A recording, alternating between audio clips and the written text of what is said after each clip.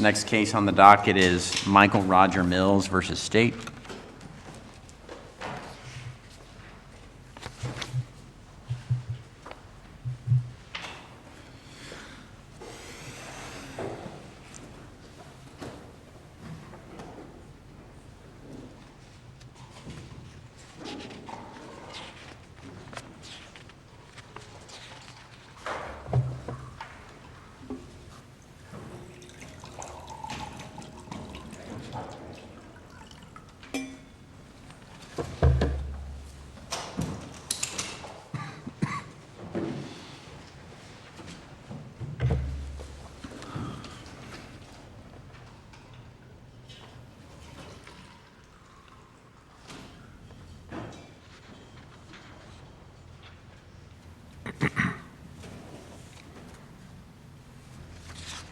Good morning. Good morning. May it please the court, Michael Ufferman on behalf of the appellant, Michael Mills. I cited the Clark case from the 2nd DCA in my briefs, and in Clark, the 2nd DCA was quoting from the Florida Supreme Court, where the court said, "Judges dealing with cases essentially alike should reach the same result." That's the focus of my argument this morning. My client was initially convicted after a trial of unlawful use of a computer, count 1, unlawful use of a two-way communication device, count 2, and traveling to meet a minor, count 3. He was sentenced to a total sentence of 10 years in prison, followed by 5 years probation. This court reversed counts 1 and 2 on appeal on double jeopardy grounds, and the case was sent back for resentencing, a de novo resentencing in front of the judge. At the resentencing hearing, Mr. Mills argued that the score sheet had been substantially reduced as a result of removing the 2 convictions that violated double jeopardy. It previously had been 45 months, and it had been reduced down to 21 months. Mr. Mills also argued that in the time that he'd been in prison, about 3 years, he'd been a model inmate, had absolutely no DRs. He'd actually completed classes so he could better himself and was tutoring other inmates so they could better themselves when they get out of prison. And it was pointed out that most of the other people in the circuit who were convicted of the similar offense, traveling to meet a minor, were given somewhere very near the bottom of the guidelines. Nevertheless, at the conclusion of the resentencing hearing, the judge said, "I'm going to impose the exact same sentence all over again, 10 years in prison, followed by 5 years probation." Mr. Ufferman, the word that I really hung on when you, in your opening statement, your opening sentence that you made, were essentially the same. So what facts was the trial court given with regard to these other judgments and sentences that trial counsel made the argument as to why this case should be treated basically identically in sentencing to the other cases that you're saying were essentially the same? No facts, other than they all involved traveling to meet a minor. So when the 3.800B motion was filed, there was approximately 50 cases that were in a chart that showed that every single defendant convicted of traveling to meet a minor had been given a lesser sentence in this circuit, most of which have been given substantially lesser sentences in the circuit. The judge came back and said, well, in this case, I think the facts are more egregious than the normal case. And as I've argued in my briefs, the judge didn't elaborate on that at all. And when you look at the facts of this case is no different than a run-of-the-mill traveling to meet a minor case. The state points out in its answer brief, this case involved my client talking to someone who he believed to be a minor. This case involved them discussing sexual activity via communications. And this case involves my client getting in a vehicle and traveling to meet the minor purportedly to have sex. Those are the elements of this offense. Those elements must be present in every single traveling case. There is nothing about the facts of this case that make it more egregious than... Did defense ask at the resentencing what particular facts the judge was considering to be more egregious? No. Again, the 3.800B motion was filed subsequently, and at that point the judge came back in the 3.800B order and said that I find the facts of this case are more egregious. You can imagine, the judge says what he or she wants to or doesn't. Many judges don't give any reasons, but in this case, the only reason the judge gave is, I think these facts are more egregious, without any further explanation. I'm not sure defense counsel can force a judge to provide any further explanation than what the judge is willing to give. I think Judge Gross's concurring opinion in the Alfonso Roche case frankly, is critical of judges for not giving any explanation. In this case, we actually do have an explanation that this court can look at and subject to scrutiny. And when you do that, the explanation given by the judge doesn't pass scrutiny. There are no egregious facts in this case. This is the run-of-the-mill case.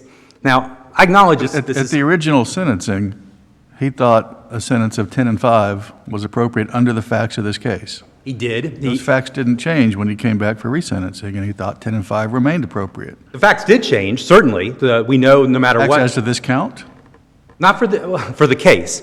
And so and I've cited to the Fernandez case, the second DCA has explained that it's extremely important for a judge to have a correct score sheet, especially when the correction on the score sheet is to remove counts that violate double jeopardy. It's exactly what we have here. You have a minimum initially of 45 months, and now you have a minimum less than half of that, down to 21 months. So the other thing I'd point out about the original sentencing, or actually a couple things about the original sentencing. Number one, we know from the original sentencing that the plea offer in this case was the minimum of the original score sheet, 45 months. We also know from the original sentencing, this was an issue that was raised on direct appeal. An appellant turned that down. He did. But, and Judge, obviously I'm going to rely substantially on Judge Gross. It's the best case that's out there, and I acknowledge it's a concurring opinion, but it's an extremely thorough analysis of some of the issues that appellate courts have to deal with in Florida since we've gotten rid of the old sentencing guidelines that had both a minimum range and a maximum range, and have now gone to a system that, as Judge Gross points out, is very similar to the pre-1983 no guideline system, where we have judges giving sentences towards the maximum statutory permissible sentence without any explanation, and those can be grossly disproportionate to all other sentences that are given for a similar type offense. And I think that's what we have here. Going back to what the judge in this case had initially said during the first sentencing, and again, I acknowledge I challenged this on direct appeal. I'm not raising that again today, but at least to give you some framework as to what was going through the judge's mind. The judge said, but for law enforcement's involvement, this would have been a capital sexual battery case. And of course, that was complained of on direct appeal and argued that this can never be a capital sexual battery case. This involved a 13-year-old alleged victim who, again, was make-believe. There's not an actual 13-year-old victim in this case. So if the judge was really thinking that, the judge had a misconception about the facts of this case to begin with. But again, coming back, I'm relying substantially on Judge Gross. I understand, as I think as he points out, it's not easy. The legislature decides how people are sentenced in Florida. The legislature gives discretion to judges. But at some point, I think defense attorneys and defendants need to be vigilant when they see something like this. And in this case, you may ask, where do you draw the line? This is a sentence within the statutory maximum. How can we question that? I submit a starting point would be if I can point to 50 cases in the circuit where all of them involve substantially lower sentences. Not a single case involves anyone getting 10 years for a traveling count, and the vast majority of them involve the minimum on the score sheet, some even downward departure sentences. So I think, I didn't do the exact math, but I think the average on that chart that was attached to the 3.8B motion is somewhere around 30 months. It may have been as high as 40, but I think it's actually closer to 30. So you have a sentence in this case that's 3 to 4 times what the average sentence in the circuit would be for this count.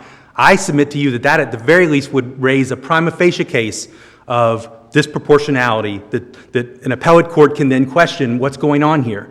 So then you might say, okay, Judge, you need to give a reason. That's in essence what Judge Gross is saying in the Alfonso Roche case. When you do have this disparity, judges tell us why you're doing what you're doing. Well, in this case, you have the reason, because the facts of this case are more egregious than other traveling cases. You can look at the record. I've had close to 10 traveling cases in my career now. Not any of them are any different. Some perhaps are more egregious than this, but certainly this isn't more egregious than any of those. Again, every traveling case involves sexual communication with someone believed to be a minor and then actually traveling to meet with them. In this case, as I argued, and as an initial or direct appeal argument, there was close to 300 texts, and the first text regarding sexual activity didn't even occur until, I think it was text 196 or 197.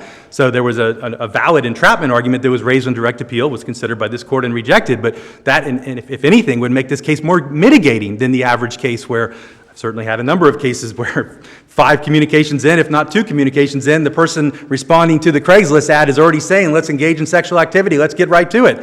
That's not this situation. But again, Mr. it's... Ufferman, did the trial judge in this case provide a de novo sentencing or re-sentencing of the defendant? And I'm looking specifically what was described by Justice Cantero in the Galindez case. Do you believe that this trial judge provided that type of re-sentencing hearing to your client? I think that if you look at what's on the picture of what occurred, you had a judge that said, I'm open to hearing anything you want to present. I will start from scratch and then consider a brand new sentence. And an argument was presented, and the judge ultimately said, I remember this case, the facts are egregious, I'm given the same sentence. So I think from the looks of it, you might say, yes, it's de novo, but the ultimate result, I think, was a judge going through the motions, simply saying that, so it couldn't be argued later on that there was not a de novo sentencing hearing, but it seems to me that the judge had his mind made up from the beginning of this case and was not necessarily open to anything I was presenting. So therefore... Was there any evidence that was not permitted to be presented at the hearing by the judge when the defense requested the opportunity to present that evidence? No, and I can't complain about that aspect of the case, but I do think when it's argued initially during the resentencing hearing that, look, almost every other defendant is getting something close to the minimum on a score sheet, the judge then comes back and denies it, gives the same sentence all over again. Then information is provided to the judge that here's at least 50 cases in the circuit, not a single one involves 10 years. There's one that involves 8, one that involves 6. The rest of them are all substantially lower, and the judge's response to that is the facts of this case are more egregious. You now have the ability to review the reason being given by the judge for imposing the same sentence in this case. And I come back to that. If that were a true statement, that the facts were more egregious, that would justify a lengthier sentence, wouldn't Yes. it? Yes, but it's not a true And statement what in this facts case. did you present with regard to the other cases that you were trying to make a comparison with your chart? Your Honor, I know you've asked that 2 times, and so I don't have an answer. I did not provide facts from any other case other than their traveling cases. And all you have to do is look at the elements of traveling. All of those cases had to involve communicating with someone believed to be a minor, communication about sex, and then actually traveling for the purpose supposedly of engaging in sex. That's what the state has pointed to. If we didn't have those facts in this case, this wouldn't be a traveling case. I have to assume that if other cases didn't have those facts, they wouldn't be traveling convictions. So I submit that what we have, that the facts of this case are no more egregious. They're simply the run-of-the-mill traveling case, nothing that would justify giving a sentence that's 3 or 4 times the average sentence given in the circuit for this type of offense. I have 3 minutes, or roughly 3 minutes left. I'll reserve my time for rebuttal. Thank Okay. you.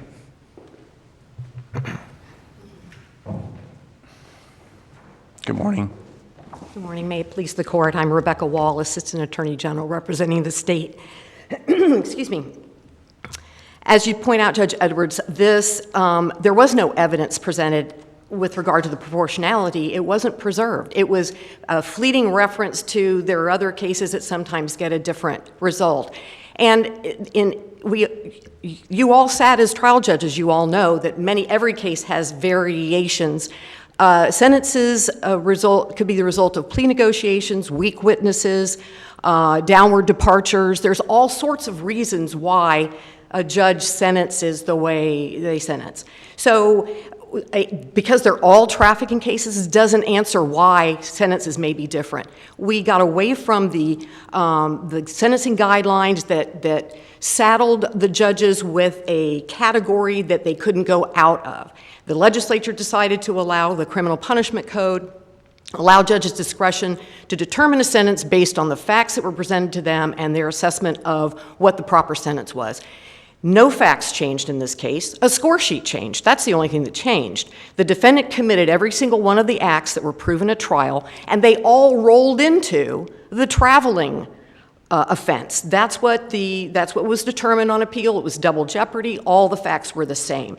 So this defendant was indeed given a de novo sentencing, brand new. The court accepted all the testimony and argument and identified the reason why the sentence was imposed. The other 2 counts had been concurrent counts. The judge found the traveling count to be the most serious count that required 10 years, followed by 5 years probation. The only thing that changed was the score sheet. The facts didn't change. So there are many, many reasons why different judges give different sentences. There was no evidence presented that this was disproportionate or disparate in any way.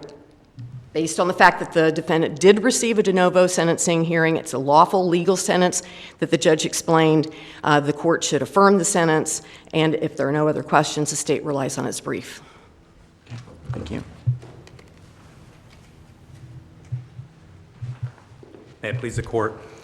If my client was presenting 2, 3, even 5 other cases that were different for the same exact conviction, I think it'd be fair to say, isn't it possible that in those cases that there's substantial downward departure factors, mitigating factors that would justify those people getting lesser sentences? We just don't know. Perhaps all those cases have those mitigating factors, and that would be maybe your case is the standard, the middle of what it should be, and the other ones all justified getting lesser sentences from the standard. But when you have 50 cases that are cited, and all of them involve lower sentences, most of them are substantially lower, I submit that, again, that at least establishes a prima facie argument from a disproportionality standpoint that something's going on in this case that's very different from the others, and something must justify that. And again, the judge's reason wasn't that this case is normal, most other cases have a lot of other mitigating circumstances. The judge's reason was the facts of this case are more egregious.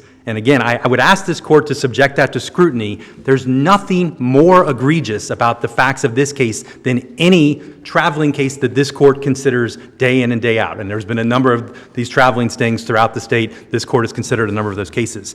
Let me conclude with this. Obviously, Judge Gross in the Alfonso Roche case said that he thought the case should go back for resentencing. I would ask for that as well.